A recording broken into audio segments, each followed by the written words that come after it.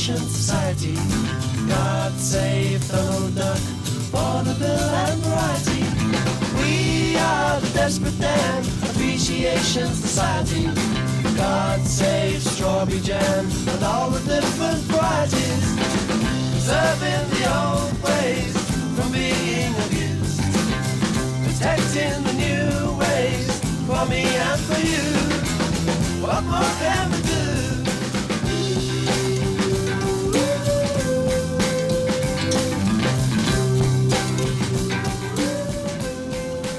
Good morning, and it's a beautiful day in the village. I am Helga from the Mysterious East. And I'm your host, Joe, from the Decadent West. Today But you we, can call me, you can just call me Big Bill this episode, though. Oh, we just watched. I just watched Big Bill House. In like you know the commercial. No, I don't know. The car commercial, Big Bill House. No, I've not seen this. Are you? I thought that you would, honestly. Home of challenge pissing. I'm sure the listeners will know what. Oh, I that does sound familiar. Yeah. Yeah. Anyway, Big Bill. Great. Just remember that the episode has Big Bill in it. That's amazing. Okay, right. Today we're watching episode 4, Chimes of Big Ben, or episode 2 if we're going by ITV numbering. Or episode 5 if we're going by production order. Oh, right. Okay. So we start up with the intro sequence, which features our new number 2 with a soulful, deep voice. And kind of a Greg Universe from Steven Universe haircut. A little bit, yeah. So we start with it's a beautiful day in the village, and we have an announcement for the competition organized by the local council. Or, as far as I remember, some kind of like art. Yeah, it's like a craft exhibition. Do you paint? Do you draw? Do you sculpt with clay? That kind of thing. Yeah, and in the meantime, while this exhibition is like being announced, we see the new number 2 look at number 6's morning routine and remarking something like even the way he puts on his gown is filled with defiance. Yeah. Which like turns number 2 on, I think, because the next thing he says is that like I don't want him in pieces, I want him body and soul. Heart, body, and soul. Yeah. This week's number 2, played by Leo McKern, is a very like interesting kind of guy. That's for sure. Yeah, he's very intense, and I'm going to tell you that we are going to see this actor later in the show at some point. But yeah, so far we got an introduction to him, which is more than we can say for some of the other number 2s. For sure, yeah. Also, I think he remarks that like number 6 is like fed up with the announcement noise, and he puts the like portable speaker that they all have in his mini fridge. Yeah. With the sausages. He says fascinating. Absolutely fascinating. Yeah. So his mission, as is the mission of basically every number 2, is to get him to answer at least one question. Why did he resign? So we got to a helicopter arriving to the island as number 6 playing chess with the general. That's right. I think, is that the same general as we had in the chess game previously? I believe so. I would have to check again, but I don't think that there's 2 it would be likely that there would be 2 old white men who play chess and wear their old military uniform in a place like the village. But I do think that because, I don't know, I think it's because maybe they try and pare down the characters as much as possible in The Prisoner so far. It feels like if we see one person who's dressed a certain way and acts a certain way, that character is the same person every time. Well, it's certainly the same archetype. So yeah, very much so. Like a World War II guy. Following our unconventional order in which we're watching this past the episode in which they played human chess, which was, as far as I remember, Dance of the Dead, maybe? Yes. Yeah, so we get the same kind of archetype, at least, of a guy who says that, like, past the unsuccessful rebellion, that number six is a fool for continuing to try to resist, and the smart thing would be to surrender completely and tell them everything they need to know. Yeah, very much so. And there's a very nice little bit of like back and forth between the two here, where there's this really interesting like sort of back and forth where I have the script here for the show. I just Go on. pulled it up for exact quotes. The person is listed in the script as Old General. He says, "You're a fool, number six. That's my Opinion? Then you'll be here for as long as you live. However long that is. Might as well try to settle down. No point in being uncooperative. Was there ever a time when you were not cooperative? No point in fighting battles you can't win. Perhaps you came here of your own free will? Oh, impudent too, eh? Wish I'd had you in my regiment for a few months. Which regiment was that? Which army?" Constantly trying to Stealing valor. Are you? Yeah, but also using. I think number six is he's definitely gotten a lot smarter than the first episode because he's able to actually like not be so reactive as to like make mistakes, generally speaking, but he is able to use and exploit the fact that like he's still not quite sure like who's in control of the village, whether it's the Soviet Union or whether it's the West. He's very much kind of like using that now in a way where he can get at other people in the village or people who he sees as like especially unhelpful, if not directly antagonistic towards him. Yeah, I will get more into who controls the village in this episode and the politics of the show, I guess, at large, which come into play as they are wrapping around playing chess. Number two comes into the, I guess, meadow in which they're playing chess and tries to butt into the conversation, to which number six is largely unresponsive. It's just kind of like saying, "Oh, well, if you want to play chess with me, we should play by post." And then when number six says by post, number two says, "I must add sense of humor to your file." They do tend to leave out things like that. Very important. Well, yeah, I hope they don't leave out the sense of humor in the show, because it is pretty amusing occasionally. So we enter the next femme fatale of the show by helicopter. Mm-hmm. She is currently unconscious, and she is taken to the hospital while number six is having an audience with number two. They do the, like, in the first episode, if you remember, there was like a bit about how many like eggs does he want in his breakfast, stuff like that. Number six, and like, oh, they like know everything about you, but in this case, right, they were like asking him if he wants 1 or 2 sugars in his tea, and of course number six, just to spite them, like instead of doing as it's prescribed in his file, he just drops in 3 sugars, which renders him to be a kindred soul to me. Yeah, he acts like such a little bitch here. He's like, he like number two asks him, I can't remember, do you take sugar with your tea? And he basically is like, it's in my file. And number two's like, well, it would save some time. And number six says, well, are you running out of time?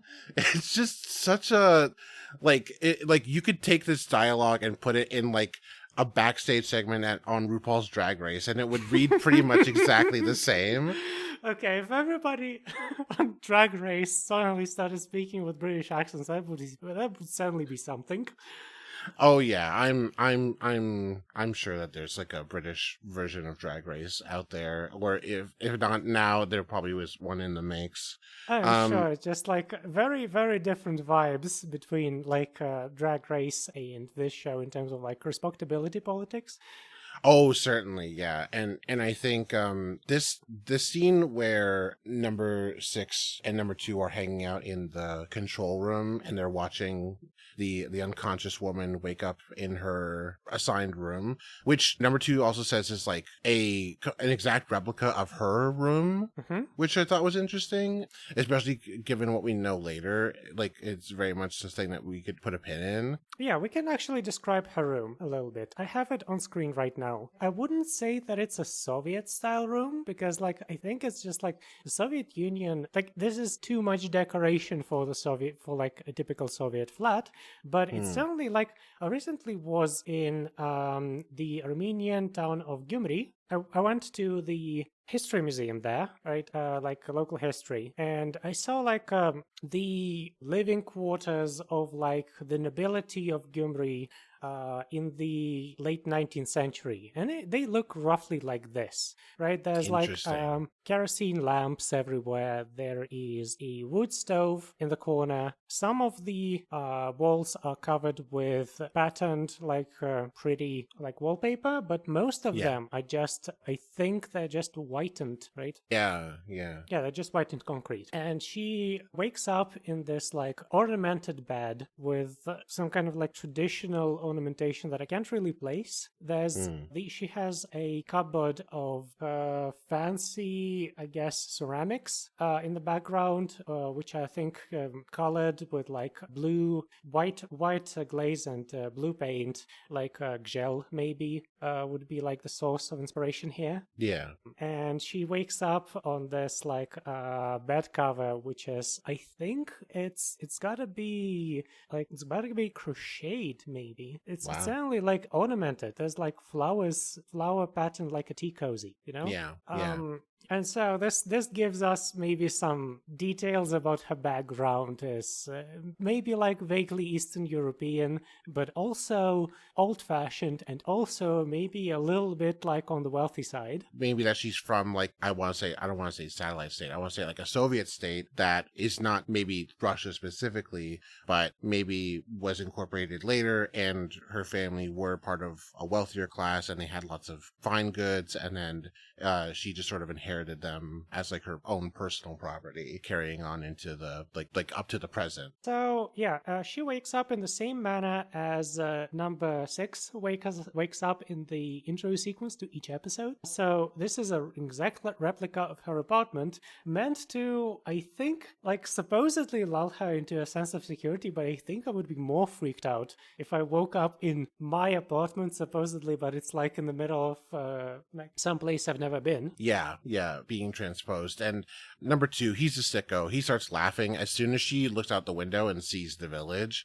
Number 2 just starts laughing, and he and number 6 have like some more banter, but it's quite obvious from like the sort of facial expression, but also like how loud he gets, that this week's number 2, this episode's number 2 is very emotional and very outwardly emotional. And I find that very interesting. That is true. So, number 8, right, that's her new number. That is the number of the femme fatale. Her phone rings, number 2 calls her, to invite her into town hall, as he did before with number 6. We are seeing, like, the same kind of sequence play from a different point of view. This time, like, a little bit closer to, I guess, the source. And, on seeing that, number 6, like, tries to leave. Like, they get into an argument with number 2.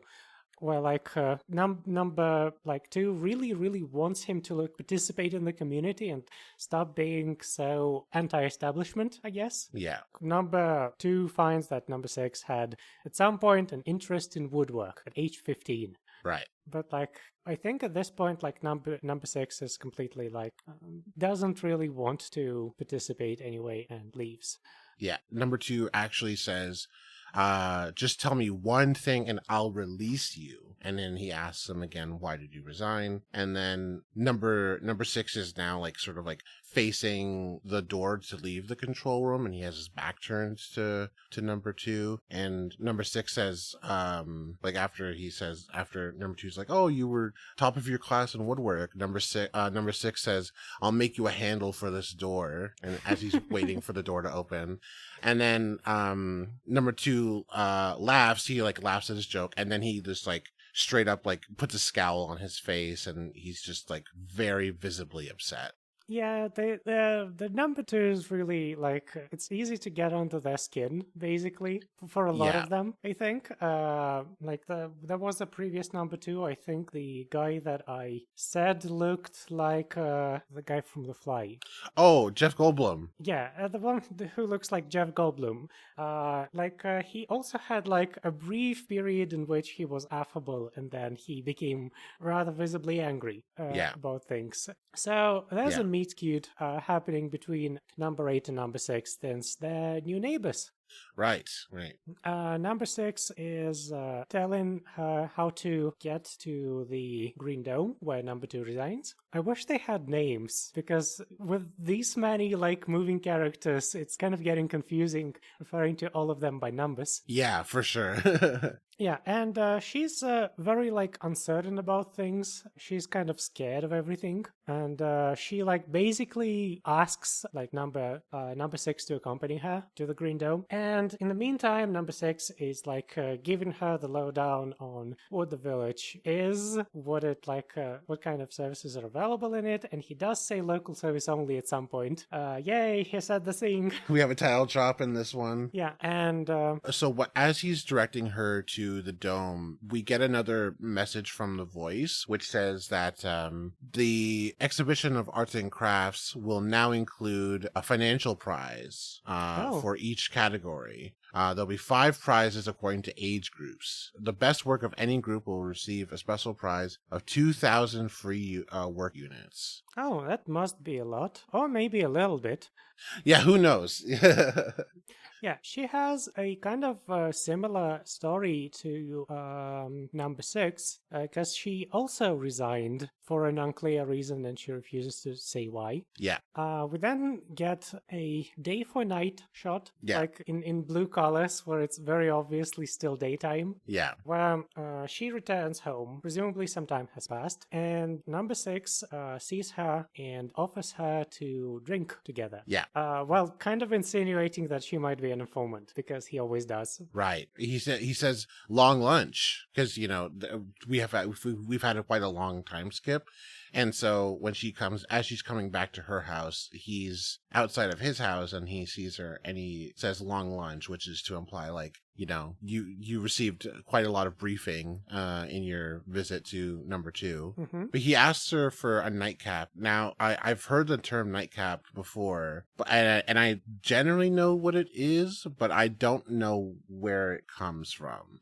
I think it's supposed to be like I know what it means, like a drink before nighttime, but like in terms of like the etymology of nightcap, do you know where it comes from? To be honest, I haven't really like researched this. It just seems like you just put a cap on the night. This puts you to sleep, so it puts a cap on the night. Yeah, I think it's fair. just that simple. So she has a kind of accent that's not British, and so immediately number 6 asks, "Are you Russian?" To which she responds, "She's Estonian," and he says, "Okay, Russian then." Yeah, which dick move. When I saw that, I was like, I really want Helga to go off on him for that one. No, I mean, like, Estonia kind of, like, the Baltic states held their own identity in a much more, like, noticeable way than the rest of the Soviet Union, because they only became part of the Soviet Union briefly right before the Second World War, and then right after. Like, after the Second World War, they basically were considered spoils. They became part of the Soviet Union basically by Soviet fiat. Like, the Soviet Union rolls tanks in and then makes a referendum happen. And can you guess how the people will vote in the referendum, Yeah. This is like, there's more complicated feelings among Estonians themselves in terms of like what the Soviet Union brought versus what it took away. Right. In terms of like, the Soviet Union obviously like wanted the republics not to rebel, and so like it brought them a lot of like first rate kind of goods, first rate infrastructure. A lot of like Soviet, I think, high tech was based in the Baltic republics. Interesting. But like all of that was like the price to pay for that was that the republics were not to assert their own national identity beyond like just speaking in their own language and wearing their own national dress, and like they were obviously not to rebel. Right. Which, means that at the time when the Soviet Union like was breaking apart, the Baltics were one of the first like nations to go with like a huge protest movement in the late 1980s. Yeah. So her name is Nadia Rakovsky. Number 6 thinks that she is number 2's new assistant. We got to a scene on the beach where they're kind of like chilling under umbrellas. Nadia is like hanging out alone with like a beach towel under her, and number 2 and number 6 have a little conversation about like what exactly the village is, which is like a lot more frank, I guess, than I would expect them to get, because I would expect like this kind of questioning to generally be forbidden, especially within the halls of power. But so number 2 says that like it largely doesn't matter which side is running the village, since like Nadia's presence obviously like indicates that it might be the Russians. Right. And number 2 says it doesn't matter which side is running the village, because the two sides are getting closer and closer to each other, as in like the Soviet Union was suppressing speech, and at the time of the Cold War certain ideas were certainly like suppressed as much with regard to like Western nations, right? The Britain in particular had like a censorship board in the 40s, and then like McCarthyism also rolled down to Britain also, and like there was, I guess, a lot of like colonial related censorship in Britain, etc., etc. Yeah. I don't think that this is like them becoming the same thing. I think the show is kind of like, it's a popular view, I think, in the 60s to be like, oh, the Cold War is bringing us nothing, and like both sides are the same, and we should just throw both sides away essentially and build something new. Yeah, it was this kind of like this kind of like naive centrism, Cold War style. That we're not so different, you and I,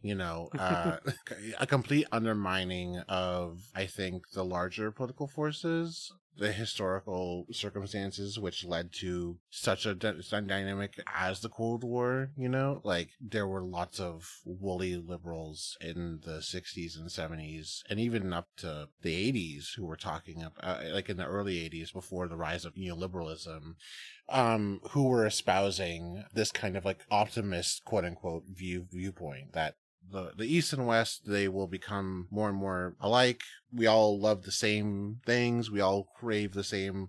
We all really truly want the same thing. It's just a matter of how we get the thing that we want, right? I was thinking of like the song Russians, I think by Sting. It has the lyrics, on either side of the political fence, we share the same biology regardless of ideology. Believe me when I say to you, I hope the Russians love their children too. Right. If we only getting the sample size of my parents, the jury's still out on that one. Oh my God. Oh my jeez.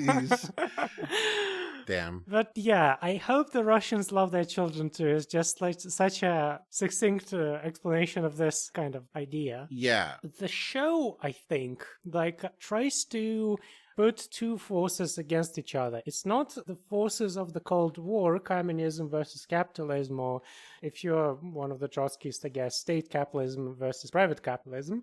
It would be the collective versus the individual. And the collective here encompasses the Western society as well, right?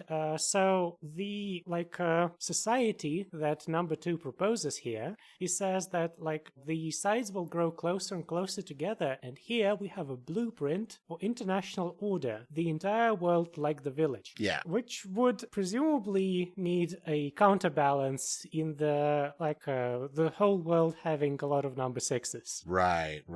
To which number 6 replies that instead of all of that as international order, supposedly without crime and without like hunger, etc., he would instead like to be the first man on the moon. Yeah, yeah, very much putting sort of his distinctly individualist to play within your framework there. If the Earth became all one big village, he would want to be the first man on the moon. Just putting a firm stamp on whatever you're for, I'm against, basically.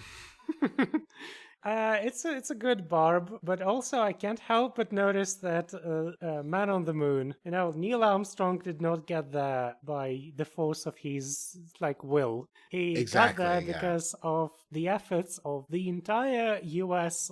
industry. Was working towards this one goal. Yeah, absolutely. I had just one little insight into this idea of like international community and like the Earth as one big village. It reminded me of this concept called the global village, which is a concept developed, or I don't know if it was developed by it, but it was popularized by Marshall McLuhan, who is a media theorist, a Canadian media theorist in the 50s and 60s.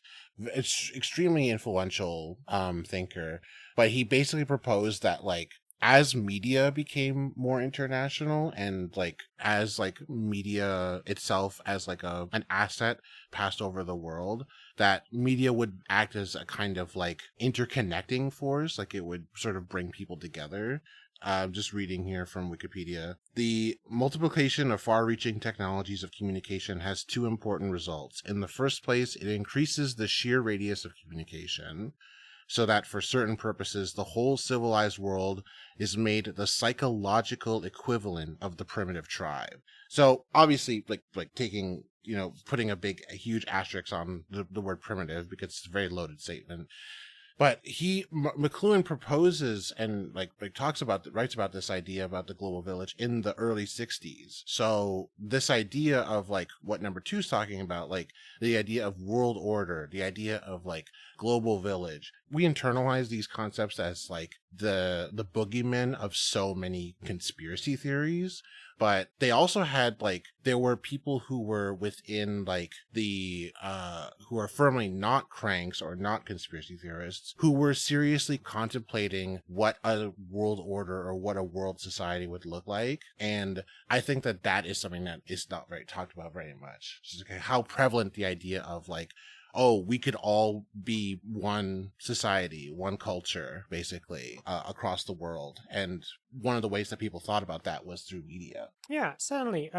We can remember that, 1960s was the advent of color television, of which The Prisoner is a pretty early example. Absolutely, yeah. This also coincided with the Vietnam War being the first televised war. Yeah. Right, so we have this explosion of media technologies that transform society, and in terms of the show, this explosion of media technologies is expanded to be surveillance technologies, right? Widespread surveillance all throughout the earth. Everyone's not only connected but also controlled. Yeah. We have a better idea, I think, of what the global village actually entails with the rise of social media right now, because we know what kind of nightmare, I guess, Twitter ends up being if you're connected to too many people. You have 10K and suddenly people start being unhinged in your replies. For sure, yeah. Because I think that just the global village, unlike the dreams of the 1960s, in the dreams, people would be connected by the social fabric in the same way as they are connected in the reality, right?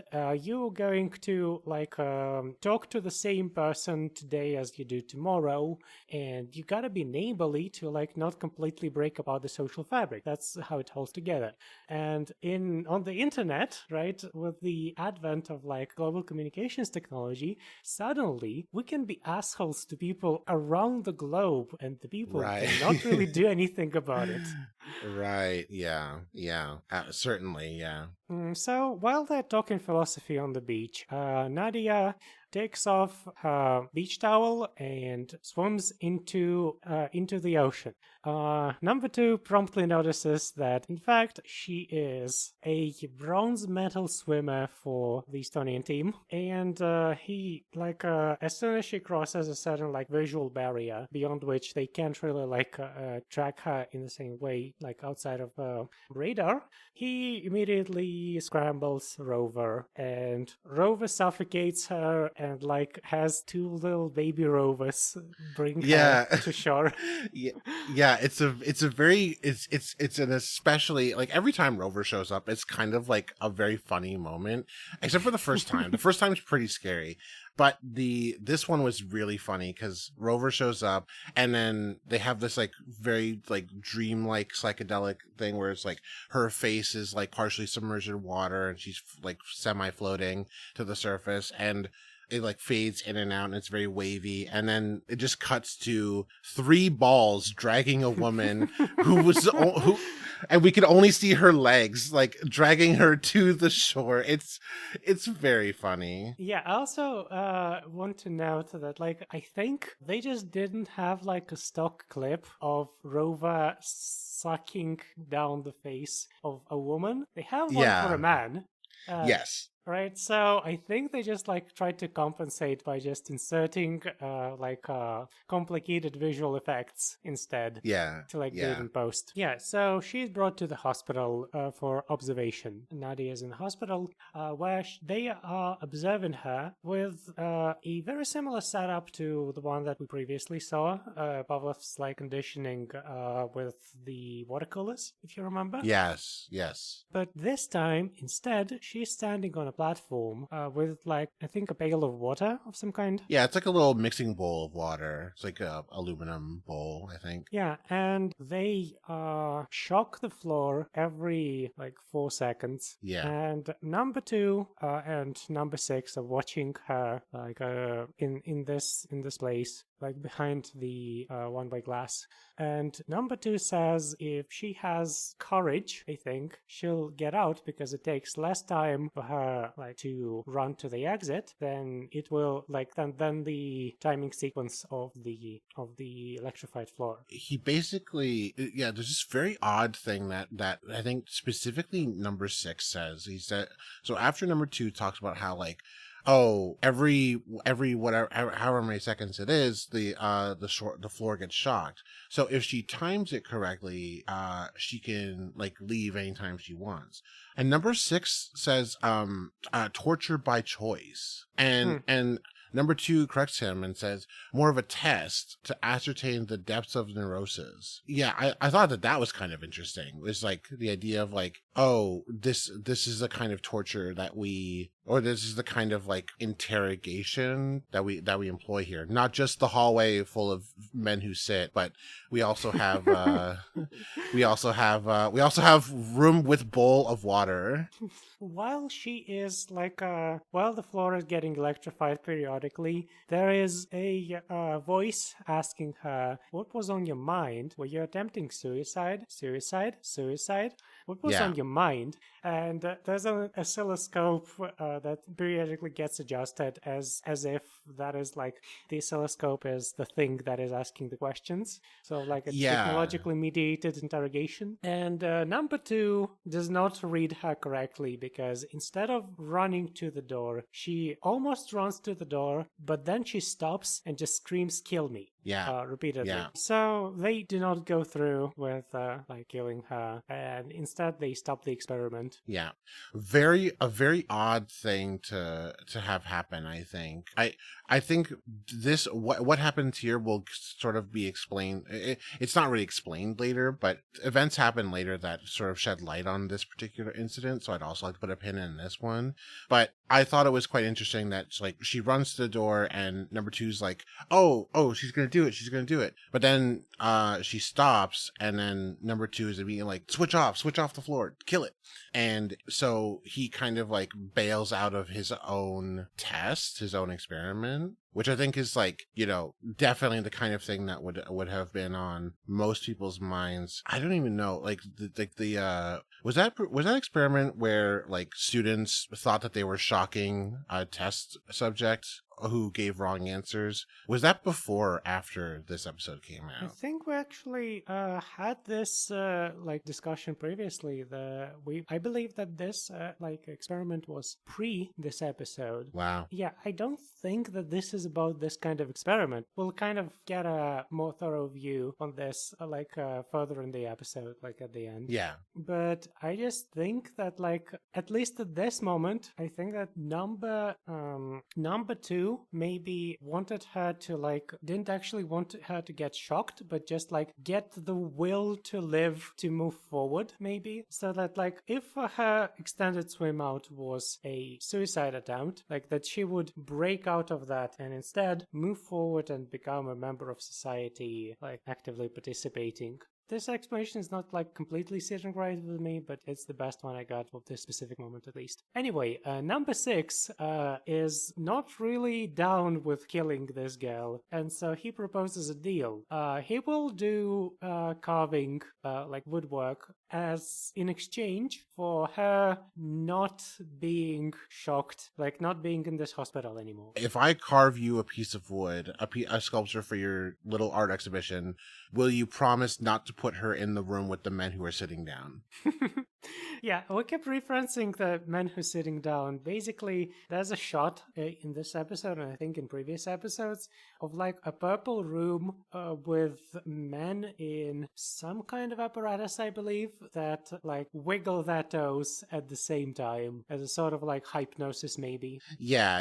It looks like sensory deprivation, maybe a little bit too, because they're restrained, and I think they have something over their eyes. Like they have like what I think look like goggles over their eyes or a mask or something. Yeah, well, whatever is happening, it's probably making them better, right? Right? Yeah, definitely not altered states shit happening to them as we speak. Yeah. So, number 6 gets to work, like carving. He apparently has his own tools in the woods, like some sort of caveman. Number 2 is making a note that, if anything, number 6's egomania has increased because he like considers his like contribution to literally anything, like even carving, so valuable as to like make the village not torture this woman. Right. That he can alter events by offering a quantum of acquiescence, if I could be so pretentious.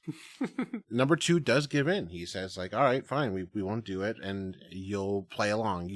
They return to this phrase, settle down. And that brings to mind like even like episodes of did you ever see the reality TV show Super Nanny? I have not. I only saw Nanny. I guess Super Nanny is like the second season, like an anime. That's right. Yeah. Well, yeah. So it's a reality TV show where it's a British television program where this woman, her name's Jo Frost. She basically is like sent out to different families' homes who have like troubled children. And there's this like recurring like bit where they'll have like B-roll of like the kids behaving badly or whatever. And there's this Britishism where it's like settle down, like, and it very much like reminds me of like this kind of paternalistic language, this kind of insistence that, oh, if you settle down, things will be better, don't be so loud, don't be disruptive, but settle down encompasses so many different behaviors, right? Like, I think that it encompasses a very specific behavior, which is heterosexual family making. Because the next shot immediately after that is number 6 and number 8 having a quote-unquote domestic bliss, like together. Yeah. They might be living together at this point, I don't know. But anyway, they dress up in like tracksuits. Yeah. Yeah, number 6 dresses up in a tracksuit. Number 8 is still like in a... I don't think I would go in this kind of outfit in the woods. It's like an acrylic sweater, like bright pink, easily smudged with anything, I'm pretty sure. So, they go into the woods where the statues from the first episode are watching them, and number 6 says they can see us, but they can't hear us, so we can talk. And Nadia tells him that apparently the village is in Lithuania. Yeah. that is the information that she got, and that is supposedly the reason why she was put in the village. She learned about where the village was. She saw the report about the village only for a few seconds, and then presumably at some point after that she resigned. And because she makes references to resigning when they meet for the first time. And so because she had seen this like piece of information about the village, and then at some point after retired, you know, presumably she worked in some kind of security or intelligence position, maybe even like a administrative position, like not even like a deep rooted position or something like that. Because she knew about the village, she could not be allowed to live outside of her job, and so she was brought to the village. Yeah, so this implies that the village is under control of the Soviets, I guess. Like, Yes. Yeah. yeah, Lithuania is pretty close to Estonia, so it's conceivable that they would get documents about each other. Anyway, with that, she departs, and number 6 gets out his caveman tools, which are very like stone axe, literally like Flintstones shit. Yeah. With which he's carving some kind of sculpture that suspiciously looks like a boat. Very much so. Number 2 is looking at that enraptured. I think when these tools get pulled out, I had to like pause the episode and just like I put my head in my hands and I just imagined like back then, like just because we never see number 6 put together these tools, it's just something that he's been thinking about the whole time and like sort of like maybe working on the side. It just strikes me as hilarious, and part of me is like reminded of like these like YouTube shorts that I keep getting where like survivalist guys will teach you how to like make tools or start fires like if you're out there in the woods or whatever. And it's just, you know, it feels like this may have been like an text of like guys in the 60s who were like young urban people watching the show and being like, wow, I'd love to make an axe, you know. I'd love to make a stone axe, return to cave times, you know, that kind of thing. I can just see this scene inspiring lots of like young men to look up how to make Stone Age tools in their backyard or whatever. Yeah, so yeah, number 2 looks at that enraptured and eventually visits number 6, who is at this point very like red and sweaty, the consistency of gammon, and like asks him what this piece is supposed to represent. Gesturing at a boat, what is this?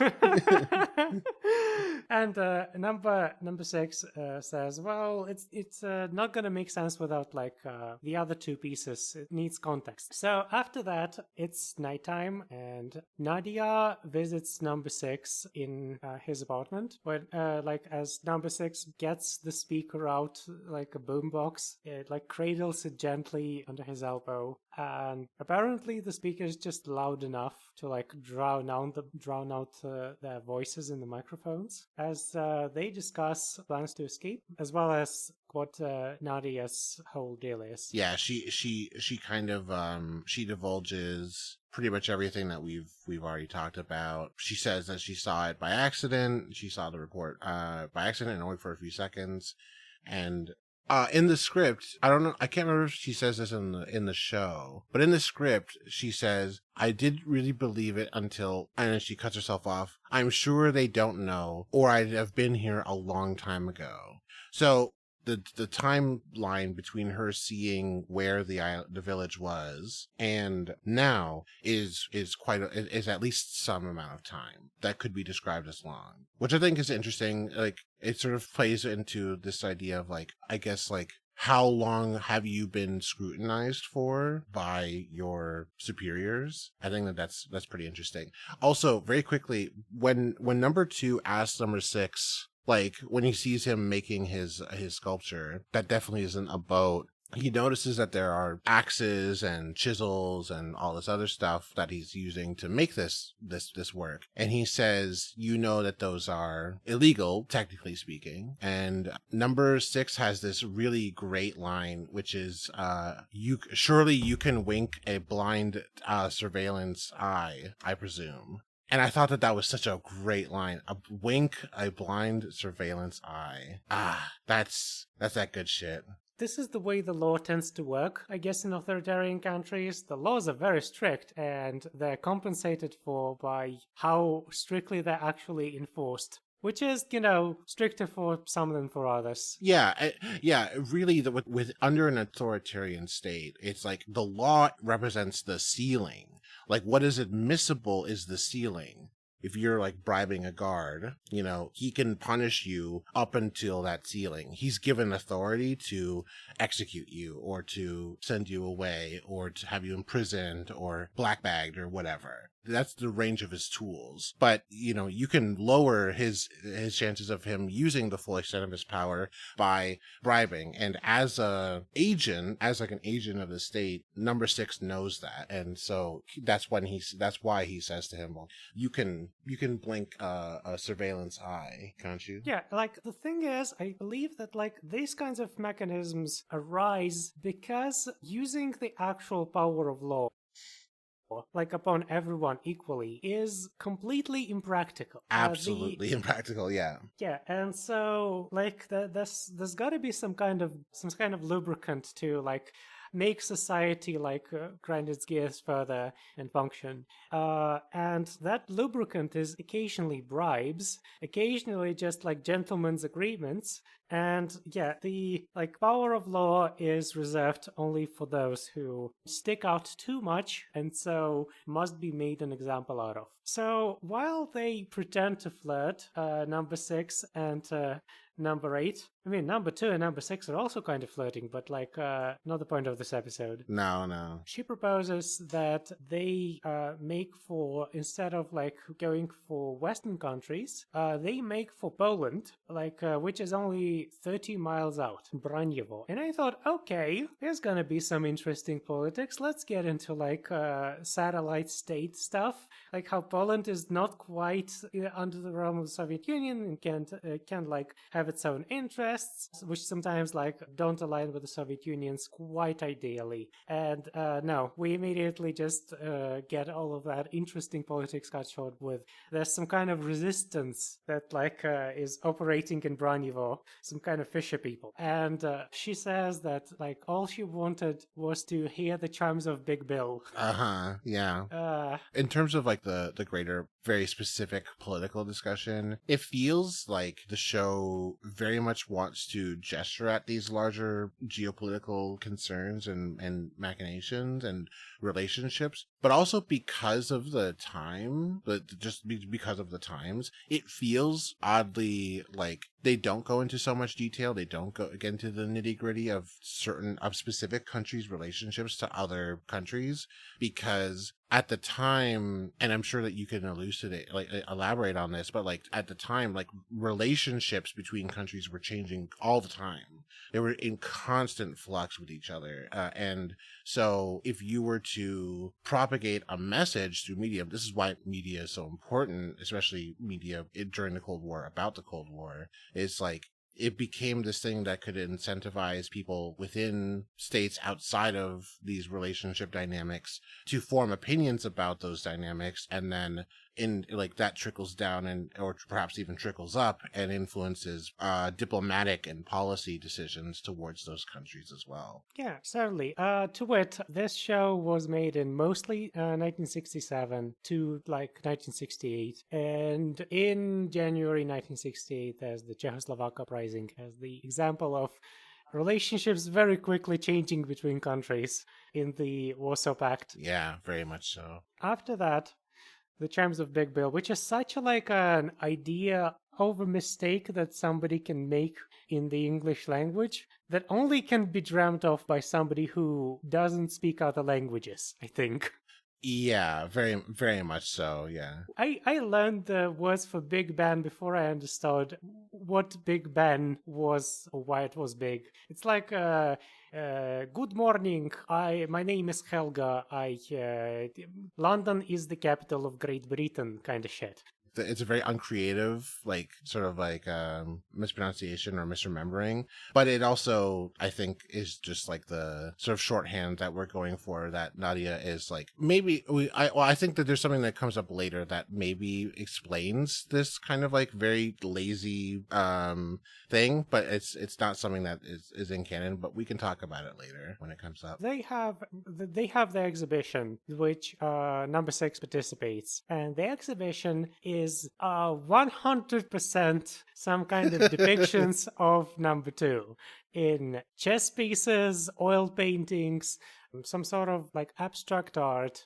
There's a big tapestry even. Yeah. And in the center, there is number 6's exhibit, which is very obviously about, I can't, but like is presented as some sort of like these 3 pieces together that are titled Escape. Like number 6 is talking about how this is a portal through which you can see freedom or the cage, etc., etc. And this like commission that's reviewing his work looks at this in awe and asks like a bunch of questions about like how this was made and why this or that piece is there. And the last question they ask is, so where's number 2? Which his piece is the only one without number 2 in it. Yeah. And so at the end of the exhibit, after it all wraps up, the town hall is closed, and under the cover of night, number 6 and Nadia walk out and get the all the objects out to the shoreline, where they hastily assemble them into a boat. Who could have seen this coming? Absolutely. Like an M. Night Shyamalan style twist here. Yeah, they use a tarp to like make it all waterproof, which is a pretty good detail. And since the prize was work units, number 6 donated all the work units to buy the giant tapestry of number 2, which he uses for a sail. Yeah, which I thought was very funny. But also, what if nobody made a tapestry? Number 6, what were you gonna do then? I think you could have just got another tarp. I swear to God. Yeah, probably. Yeah. They set out on the cover of night. They do get noticed eventually at like almost 30 miles out, almost like outside of their range. Rover gets dispatched. I think like the thing with swimming in the beginning was just to establish like, okay, so here's the stakes. Like there's radar surveillance and there's visual surveillance and there's Rover. Yeah. As they are almost to the coast, Rover gains on them, and the guy who's watching the coast, presumably to see them, like pulls out a sporting rifle and shoots Rover repeatedly. Why hasn't anybody tried that before? Well, I mean, I'm not sure. I'm not exactly sure. There's a strong independent militia aspect to the village. You know, I think it feels like that would be a recipe for disaster for sure. They don't want to puncture Rover, so Rover is not quite a rubber balloon that he appears to be. Yeah. And yeah, this guy talks to Nadia in supposedly Polish, but it's very, very obvious to me that it's Russian. Neither of the speakers is a Russian speaker, but there's like words in there that are only existing in Russian. And the guy gives number 6 his watch, because number 6's watch is waterlogged.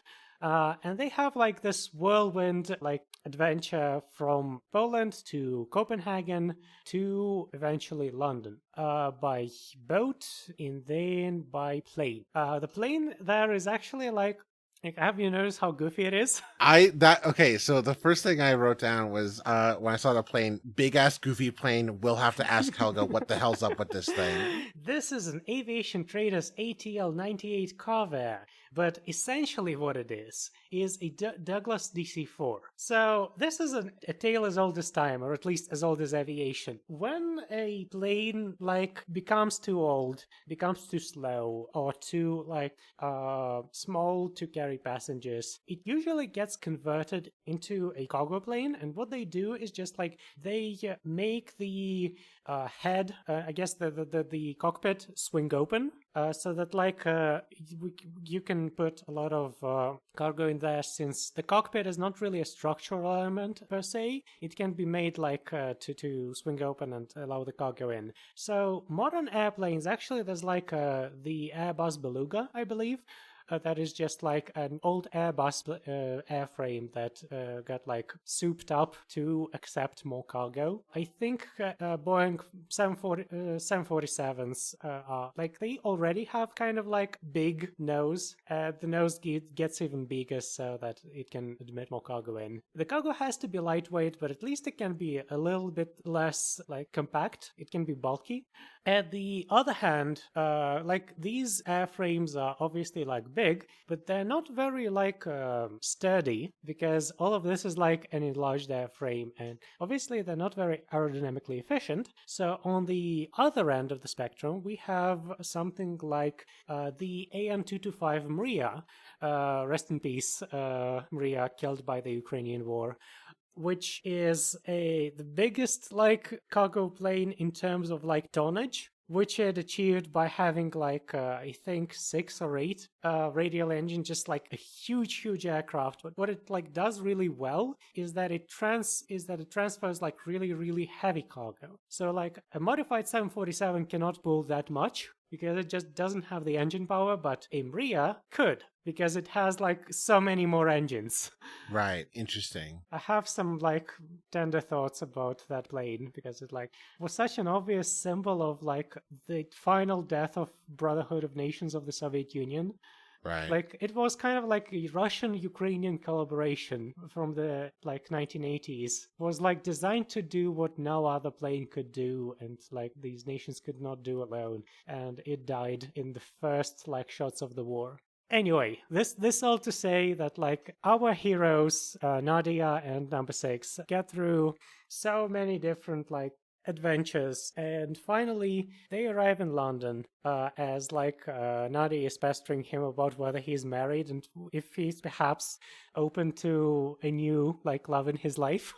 Right, yeah. They finally arrived in London, where a coded telegram sent beforehand like makes them ferry the heavy cargo directly into the office of presumably MI6. So we end up in this sort of like office-y type area. It's very much like you can imagine it being like the first draft of a new Office for M from the James Bond series. So the crate gets unloaded, and the door of the top part of the crate is like left off. As soon as the crate is unloaded, Number 6 is the first to step out, and he has the grumpiest face I've ever seen on a man. He looks like me before I started CPAP therapy. If I woke up like 5 hours after going to bed, like he looks haggard, he looks brutal. But he has definitely spent a lot of time in the crate. He gets out, and we meet a couple of people who are standing in the office. One of them identifies themselves later as Fotheringay. Is that right? Am I saying that right? Fotheringay, yes. Mother and gay, father and gay, you know. Father is Fotheringay, yeah. Holy Ghost gay.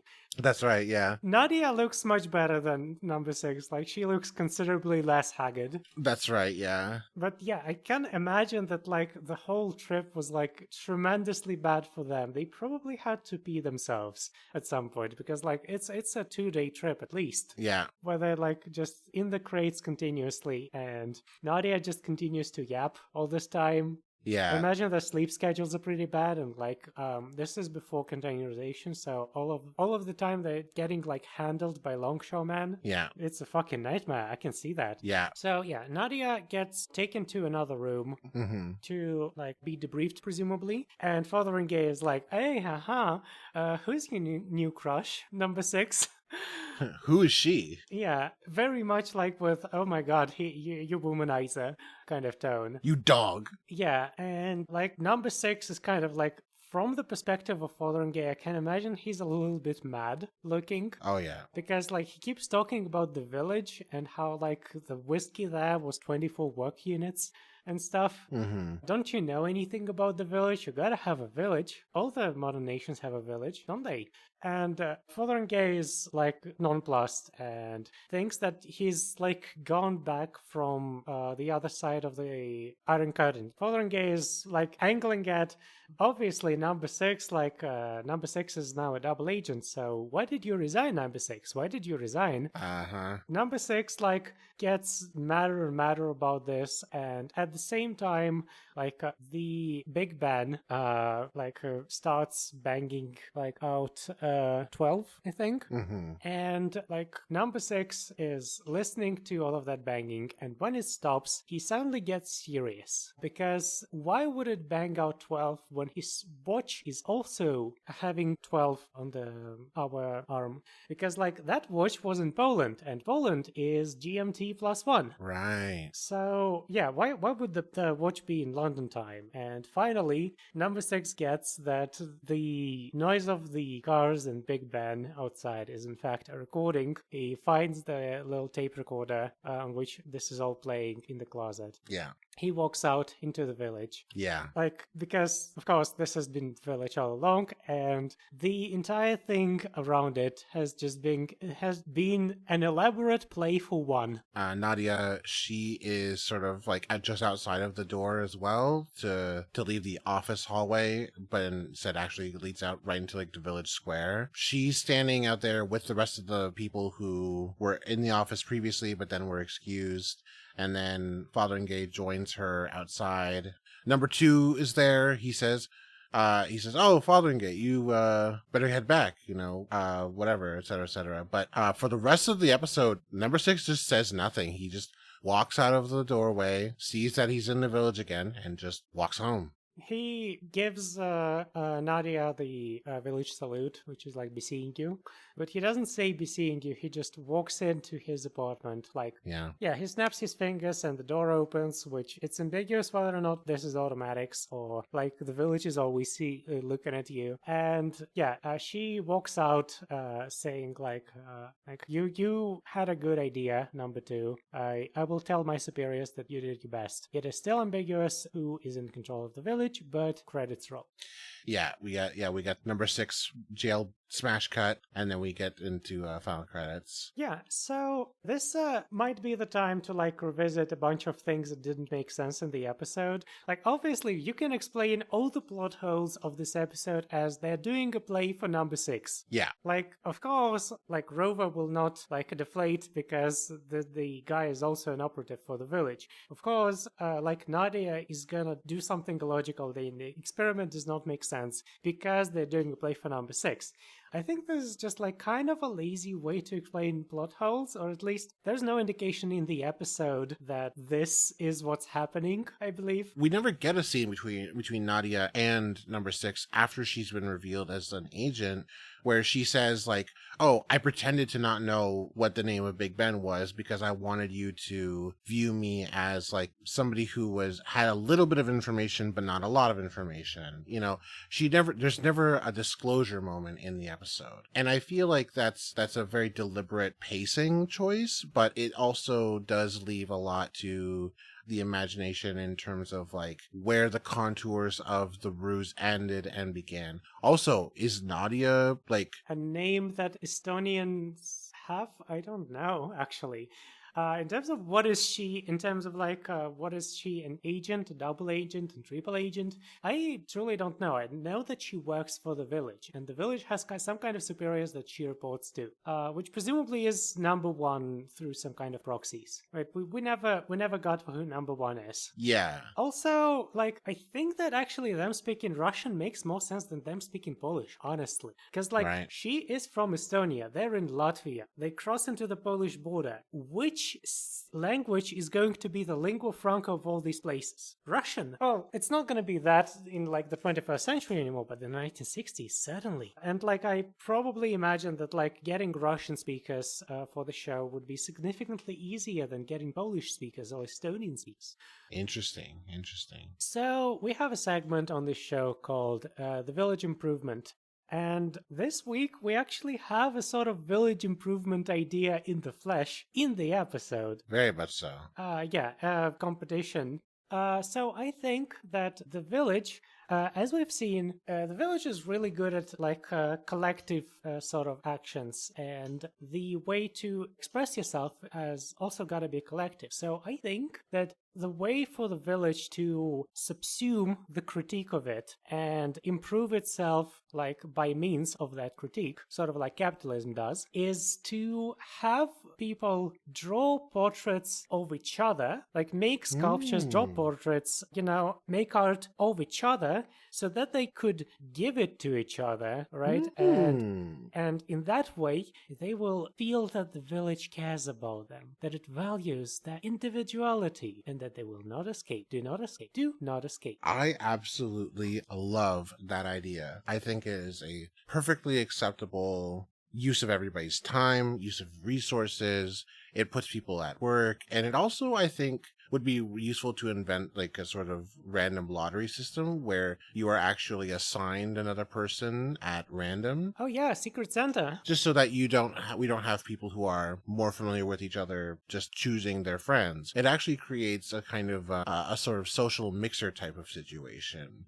But of course, built on the most superficial and most obvious of aspects, the external physical form, rather than the historical form. Yeah, let's just like give the villagers like the first like 10 lines of each other's dossiers. All of the not need to know stuff. Yeah, so this has been local service only. As the Brits say, bang a bob for Big Bent Bob. I heard that it's a traditional saying there. Yeah. This episode has been Joe, who you can find at thebedroompunk.bluesky.social. You can find me at Helga double L, so it's hell, like the place where bad people go, .bsky.social. R.I.P. co-host. R.I.P. co-host, Jesus Christ. Yeah, we had to erase our plugs to co-host the previous episode because it went on while we were editing the episode, and yeah, what a loss. Yeah, and to keep it very short, yeah, a very profound loss that was felt by many of our friends and acquaintances online. And so, yeah, if you hear this podcast, follow Helga and I on there, and, maybe we'll announce the place where the podcast itself is, we gotta at some point. Maybe we'll make a TikTok even. Oh, no, no. God, imagine people knowing about the show. Terrible. So we want to thank Noisepace.xyz for being the home of this podcast. Also home of great shows such as Video Game, the Movie, the Podcast. Check out this guy, Prime Cuts, Night Marinara, and there's a new season of Wow Cool Robot where they do the origin. I like it very much. They invent new guys to admire and be thankful for getting themselves murdered constantly. Absolutely. And also special shout out to Night Marinara, where there is going to be a second season, which I'm super excited about. And also Sounds About Light, a Kingdom Hearts podcast, where they just finished up Kingdom Hearts 3. Oh, that's cool. Okay, yeah, that sounds like a great time to visit Noisepace.xyz. That's Noisepace.xyz. And hey, thank you for listening to our feature presentation, and we'll be seeing you. We'll be seeing you. A sweet little girl that was all for his own. He's never seen this side of my world, 'cause I've lost all control. I wanna drive him crazy like he did me, 'cause he did me wrong. All his behavior I'm projecting, it was really all his fault.